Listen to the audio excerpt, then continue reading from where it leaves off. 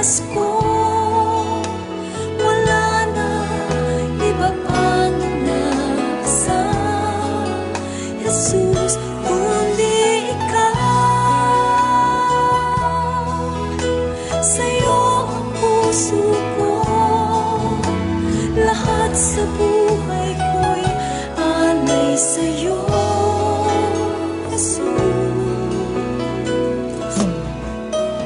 Jesus, ikaw ang buhay sa mundong ito. Sa bawat sandali ako'y iyong-iyo. Ang laman ng puso, dahil ikaw lamang mapagkailanman. Pag-ibig ko sa'yo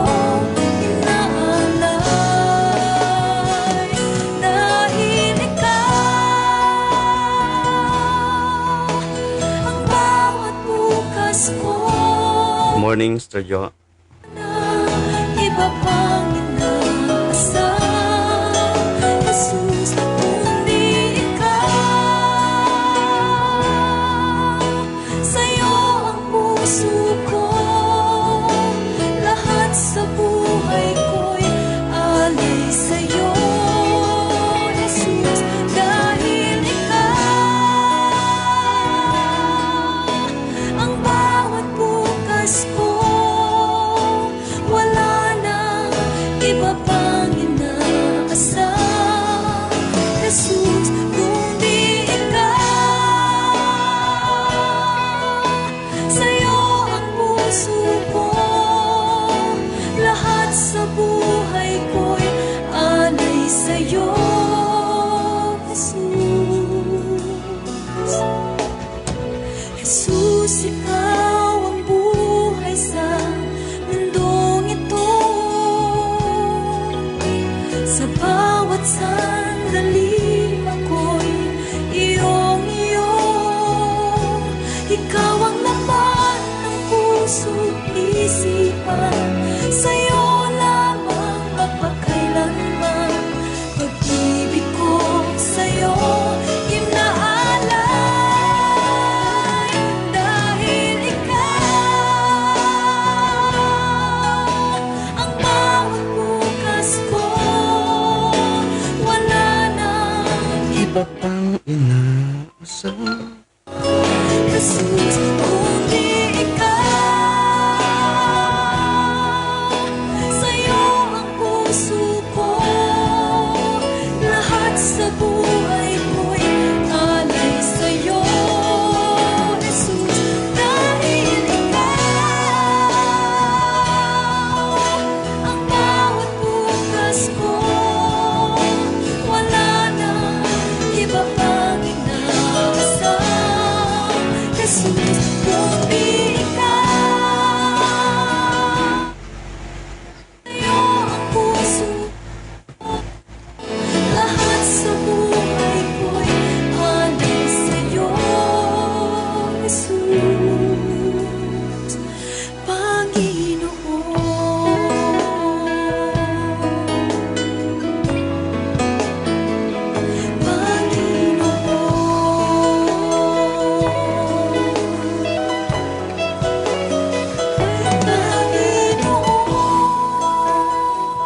Praise God, praise God. Magandang gabi sa ating lahat na kung saan ay muli tayo ay magkasama-sama ngayong gabi sa maikling oras na kung saan ay ilalaan natin sa ating pag-aaral ng salita ng Panginoon. Papasalamat tayo sa Panginoon sapagkat binigyan tayo ng panibagong pagkakataon na muli tayo ay magkaroon ng FB Live broadcast upang patuloy nating masundan yung ating mga tinatalakay sa gabing ito, kagaya ng mga nakaraan. So, salamat sa Panginoon sa ating mga kapatid na nakasubaybay ngayon. Andyan si Sister Jo, and then yung ating mga kapatid na kung saan ay naandyan sa Bacoor. Inabati ko kayo at maging yung mga na nakakapakinig ngayon, ang pagpapala ng Panginoon ay patuloy na tumaatin hayaan natin na ngayong gabi ay patuloy tayong maglaan ng panahon sa pag-aaral ng kanyang mga salita.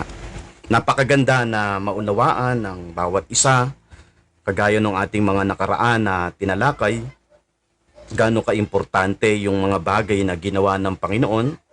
Last Sunday ay nagkaroon ako ng pagkakataon na makapangaral through YouTube doon sa isang channel ng aking kaibigan, at nabigyan ko ng diin doon ang isang dahilan kung bakit ang Diyos ay mayroong proteksyon sa kanyang mga anak. Actually, there is only one reason why God protected us sa buhay ng bawat isa, no? Sa anak niya. Sabi ko nga, hindi lahat ng tao ay anak ng Diyos. Hindi lahat ng tao ay anak ng Diyos, pero lahat ng tao ay nilikha ng Diyos. Pero hindi lahat ay anak. So napaka-importante na maunawaan ng isang tao kung siya ay anak ng Diyos, bakit ang Diyos ay may nakalaan na proteksyon sa kanya.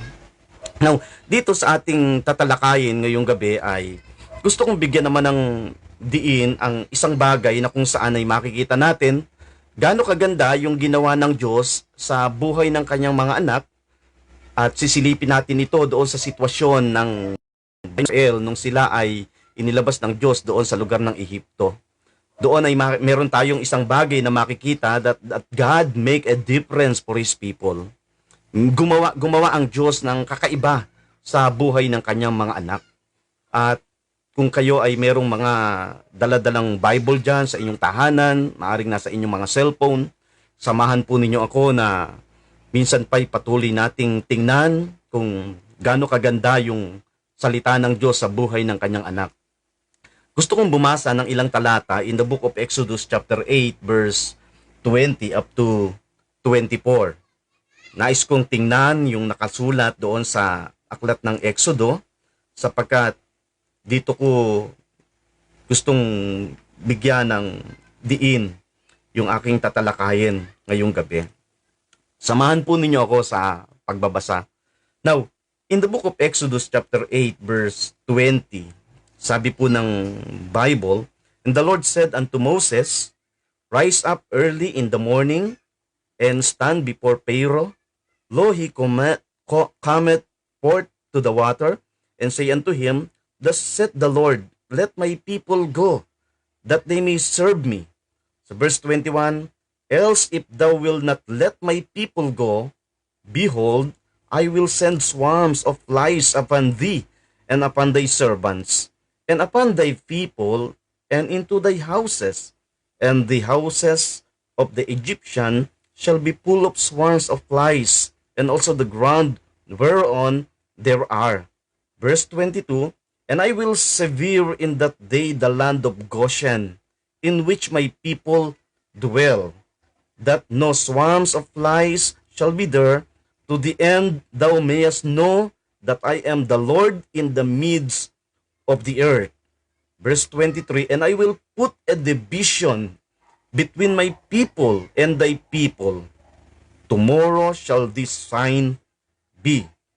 And the Lord did so, and there came a grievous swarm of flies into the house of Pharaoh, and into his servants' houses, and into all the land of Egypt. The land was corrupted by reason of the swarm of flies. May the Lord bless His word ngayong gabi. Makikita po natin dito sa tagpo na ating binasa in the book of Exodus chapter 8. Ito yung isang bagay na gusto kong makita natin yung kakaibang bagay na ginawa ng Panginoon. Now, pag tiningnan natin ang book of Exodus, ang makikita natin sa bagay na ito ay it's all about how God delivering His people from Egypt. Alam natin ang istorya kung papaano na ang bayan ng Israel, dumating sila doon sa point na naandoon sila sa sitwasyon for how many years, sa sitwasyon doon sa lugar ng Ehipto, na kung saan ay nakaranas sila ng napakabigat na sitwasyon doon. At kung titingnan natin, susundan natin yung kalagayan nila, makikita natin kung paano ang Diyos ay gumawa ng paraan na sa sitwasyon ng isang bayan niya doon sa sitwasyon ng bayan ng Israel, then inalis niya doon sa isang miserableng kalagayan. Kaya yung book of Exodus is all about the delivering his people from Egypt. Pag tiningnan natin yung chapter 3 verse 7 up to 9, makikita natin doon na ipinakita ng Panginoon yung kanyang concern sa kanyang bayan. God showed his concern from his people. Kasi ang pagkakabanggit doon sa Exodus chapter 3, pagka tiningnan natin, makikita natin doon yung sabi doon, and the Lord said, I have surely seen the affliction of my people which are in Egypt. So napakabigat ng sitwasyon ng kalagayan ng bayan ng Israel doon sa lugar ng Ehipto, pero hindi nalilingid sa Diyos yung bagay na yon. At ang sabi niya, I have surely seen the misery of my people in Egypt, and I have heard their cry by reason of their taskmasters, for I know their sorrows. So, sa Diyos, wala tayong pwede na maitago. Lahat ng bagay, alam niya yan. Yung pinagdadaanan mo, yung sitwasyon na kinakaharap mo, even sa sitwasyon natin ngayon, eto, in times of pandemic, wala tayong pwedeng itago sa harap ng Diyos dyan. Alam ng Diyos yan. Alam din ng Diyos kung ikaw ay natatakot sa puso mo, meron kang kabagabagan sa kalooban mo, hindi mo kayang dayain ng Diyos sa bagay na yan. Alam niya yan. Sabi doon sa Exodus chapter 3. Now, and also, we see how God make a difference between His people, His people and the Egyptian. Makikita natin yun doon sa binasa natin sa verse 23 in Exodus chapter 8. Now, ang gusto kong makita natin sa gabing ito, how can we know that God made a difference for His people? Paano natin malalaman yon? Ano yung bagay na pwede nating makita? Kasi halos ito ay merong koneksyon doon sa sinasabi ko na ang pag-iingat ng Diyos ay nasa kanyang anak.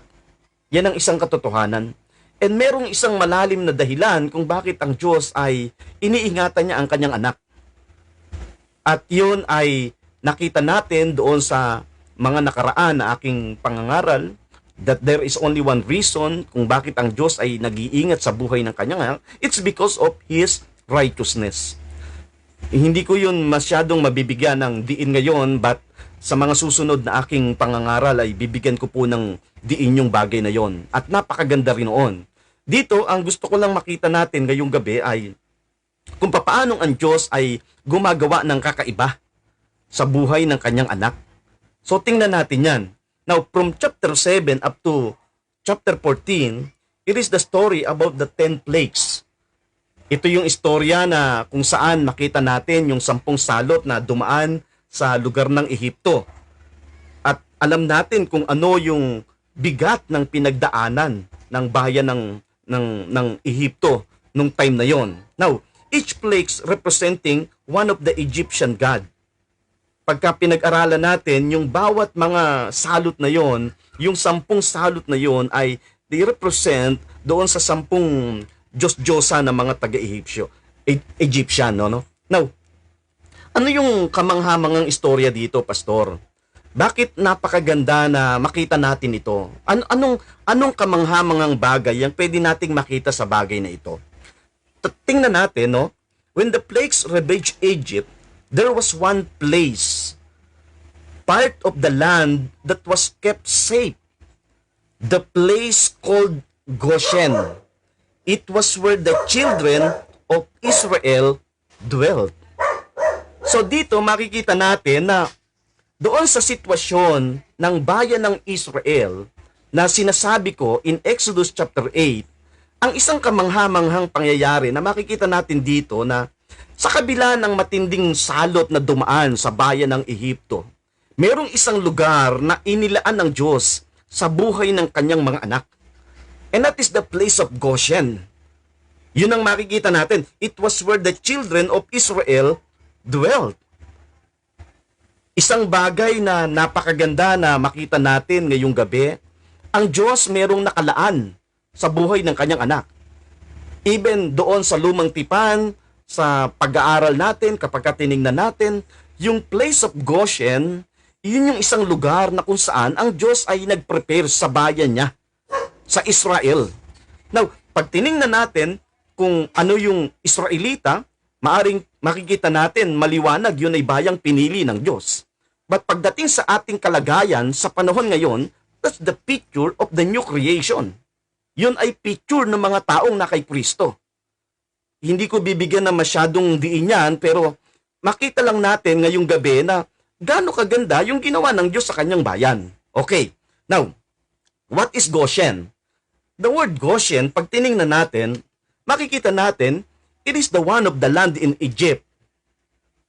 Hindi lingid sa atin, kayo na mga nag-aaral, nagbabasa ng Bible, makikita natin ang Genesis chapter 47, yung istorya about Joseph. Makikita natin doon sa sitwasyon na dumaan din ang bayan ang panahon na yon ng napakatinding tagutom, great famine, naranasan ng mga tao sa lugar na yon, nung panahon na yon. But makikita natin na sa pangunguna ni Joseph, na-save sa famine. Yung maraming bayan, yung mga tao na nakapaloob doon sa lugar na yon, nung time na yon. But ang maganda dito ay ganito. Yung famine na yon na naranasan ng lugar ng Ehipto ay ginamit ng Diyos para yung kanyang mga kapatid ay mailapit sa kanya. At dito makikita natin kung papaano na doon pa lang makikita na natin ang Diyos ay nag-prepare ng isang lugar para sa kanyang mga anak. Kasi pag tinignan natin, if you dwell in the land of Goshen, you are safe in famine. Kung masusundan natin yung kwento na yan, kasi dumating doon sa point na nalaman ng Pharaoh na mga kapatid ni Joseph pala yun. Buhay pa pala yung tatay niya at buhay pa pala yung mga kapatid niya. And then sabi ng Pharaoh, ang bibig ng Pharaoh ang ginamit pa. Give the best part of the land of Egypt. So gaano katindi yun? Ginamit ng Diyos yung bibig ng Pharaoh para yung bayan niya, yung mga magulang ni Joseph, yung mga kapatid ni Joseph, ay ilagay doon sa isang very safe and secured place in times of famine. Ang gusto kong makita natin dito, ngayong gabi, if you are in Christ Jesus, kung ikaw ay nasa Panginoon, alam mo kung ano yung bagay na kayang gawin ng Diyos sa'yo. At alam mo kung ano yung mga bagay na ginawa na ng Diyos sa'yo. Yun ang punto natin dito. Now, dito sa ating pinag-uusapan, in the book of Genesis chapter 47 verse 6, makikita natin dito, yung land of Goshen is one of the best land in Egypt. Kaya nga nung sinabi ng Pharaoh doon kay Joseph, give the best part of the land, and that is the land of Goshen. So, gaano kaganda yon? The land of Goshen. Now, in Hebrew, the land of Goshen, it is the place means drawing near. Alam natin yan. Alam natin yan kung ano yung pag pinag-usapan ay drawing near, what Jesus did on the cross. Alam ng marami yan. Ano yung ginawa ni Jesus doon sa cross? He made a way for us to draw near to God through His finished work. Kaya nga dito, kung meron man tayong message na pwede nating makita doon sa mga tagpo na yan, doon sa napakabigat na nangyayari, doon sa mabigat na sitwasyon ng bayan ng Israel na kinakaharap nila o yung mga kapatid ni Joseph, makikita natin ginamit ng Diyos yung bibig ng Pharaoh para bigyan sila ng isang napakagandang lugar na kung saan doon sila mananahan. At ang sabi doon, give the best part of the land of Egypt, and that is the land of Goshen. And then, what is the land of Goshen? What is the meaning of the word Goshen? The meaning of the word Goshen means drawing near. At kung titingnan natin sa panahon natin ngayon, what Jesus did on the cross, He made a way for us to draw near to God through His finished work. So nakita natin yung message sa pamamagitan ng pagtingin natin kung ano yung kahulugan ng place. So nakatago yung bagay na yon. Now, every believer needs to understand that we are dwell in safety just like the Israelites. And we know that the Israelites is the picture of new creation. Napaka-importante na bawat mananampalataya, maunawaan natin na tayo we are in a place of safety. Sabi doon sa Exodus chapter 8 verse 22 na binasa natin kanina, makikita natin doon kung paanong, sabi doon, before the plagues hit Egypt, God warned Pharaoh and told him, in that day, I will set apart the land of Goshen, which my people dwell. In Exodus chapter 9, verse 4. So bago pa dumating yung salot na kung saan ay dadating doon sa lugar ng Ehipto, before the plagues hit Egypt, nagwarning na ang Diyos sa Pharaoh. At ang sabi niya, He told him, in that day, I will set apart the land of Goshen in which my people dwell. So ang Diyos, kaya niyang ingatan ng kanyang anak. Kapag ka pinag-usapan natin yung pag-iingat, magiging maliwanag sa atin ang isang katotohanan, lahat ng tao na na kay Kristo, we are hagiasmos. Sa Bible, marami tayong makikita dyan na isang tagpo na kung saan kitang-kita natin yung pagsiseparate ng Diyos sa kanyang anak. Kaya maliwanag, we are hagiasmos eh. Now, the Lord will make a distinction between the livestock of Israel and the livestock of Egypt. What kind of distinction? One of the most amazing distinction seen between these two places was when darkness covered Egypt, God's people in Goshen still had light. Oh, what a great story! What a great event! Anong sabi doon? Ang isang nakakamangha doon na talagang pwede nating makita, talagang pwedeng maglaro sa isipan mo. Ano nga yung nangyari na yon? Kakaiba yon. Kasi one of the plagues na dumating sa lugar ng Ehipto ay nagkaroon ng napakatinding dilim. Pero doon sa lugar ng mga Israelites, sa lugar ng bayan ng Diyos, they still had light. Merong liwanag. Now, sa panahon natin ngayon, pagka tiningnan natin, alam natin kung ano yung ginawa ni Christ sa buhay ng kanyang anak. Anong sabi doon? He delivered us from the dominion of darkness. At ang sabi niya doon, He delivered us from the dominion of darkness and led us, nilagay niya tayo, dinala niya tayo doon sa kaharian ng kanyang minamahal na anak, sa kaharian ng kanyang liwanag, sa pamamagitan ng kanyang minamahal na anak. So, doon pa lang makikita natin, meron talagang kamanghamangang bagay na nagaganap sa buhay ng isang anak ng Diyos. Now, Exodus chapter 8 verse 23, God will make a difference. In these last days, there will be a difference between the people of the world and the people of God. Isang katotohanan yan.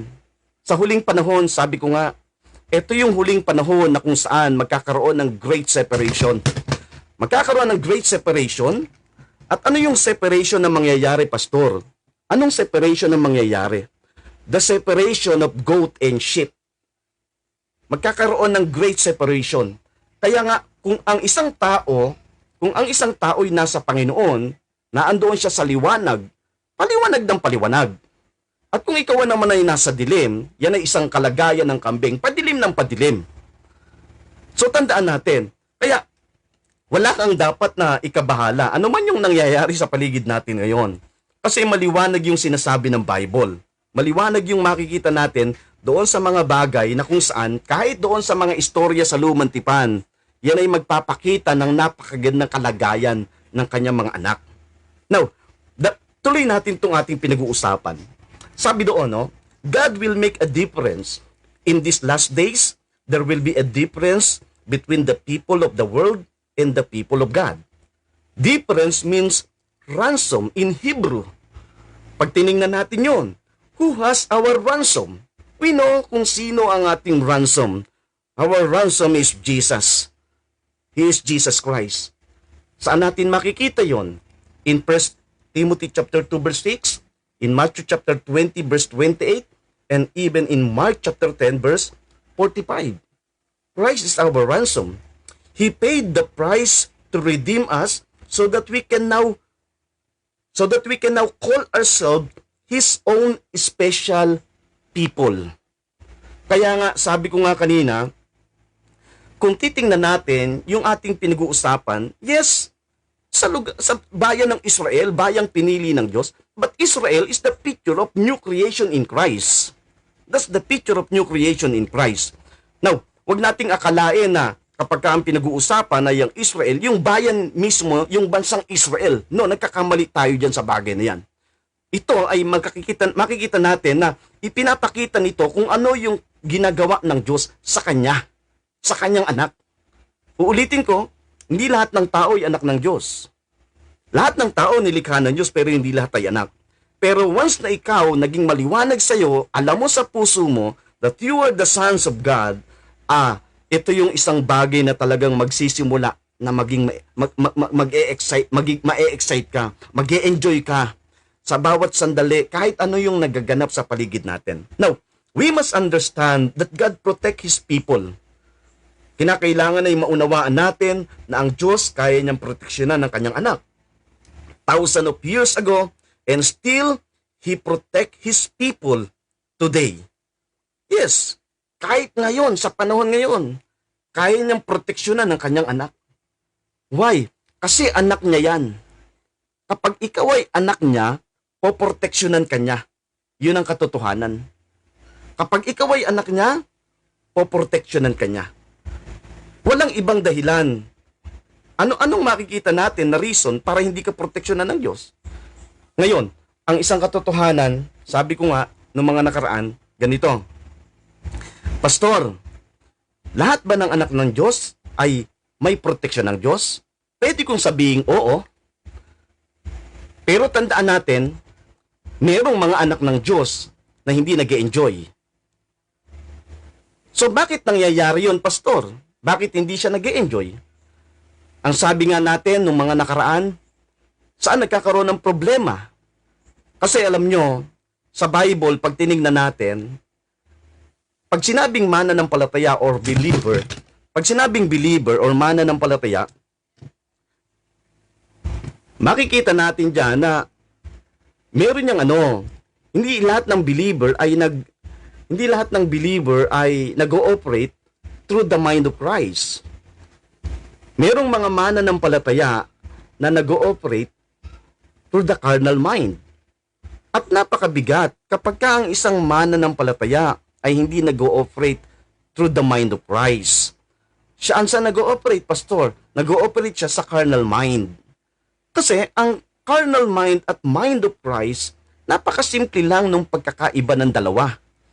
Pag ikaw ay mind of Christ, you were operating on the mind of Christ, then ang sentro ng journey mo, walang iba kundi si Jesus. Pero once you are operating on the carnal mind, ang sentro ng journey mo, walang iba kundi yung sarili mo. At nakita natin yan kung papaano na si Satanas ay gumagawa ng mga bagay para maialis yung pagiging sentro ni Christ. At napapalitan yun pagiging sentro ng sarili mo. Kaya nga sabi natin, doon sa mga nakaraan, kung meron man tayo na pwede nating gamitin, para gagamitin natin sa bawat sandali ng buhay natin, habang tayo ay naglalakbay, no? Even si Paul, yun ang sinabi ni Pablo. Ang sinabi ni Pablo na weapon na gagamitin niya ay walang iba kundi yung binabanggit niya doon sa Aklat ng Korinto. Kasi sa Aklat ng Korinto, meron siyang binanggit doon na yung weapon na dala-dala nila, the weapon of our warfare is not carnal, but mighty, sabi ni Pablo. At doon makikita natin pagdating sa verse 5, ipinagdiinan ni Pablo na kung saan, kung meron mang bagay na dapat tayong ilagay sa isipan natin, walang iba kundi yung bagay na ginawa ni Christ. Hayaan natin na sa isipan natin, yung ating kaisipan ay mapuno ng mga bagay na ginawa ni Christ. Or let the obedience of Christ reign into our mind. Napakahalaga noon. Kaya dito, kung meron man tayo mga pinag-uusapan, meron man akong ibinabahagi, yan man ay kwento sa lumang tipan, titingnan natin yung nangyari eto sa ating sitwasyon. Naalala ko yung sinabi ko sa inyo noon, saan tayo magsisimula, Pastor? Magsisimula tayo hindi sa starting line. Magsisimula tayo sa finish line.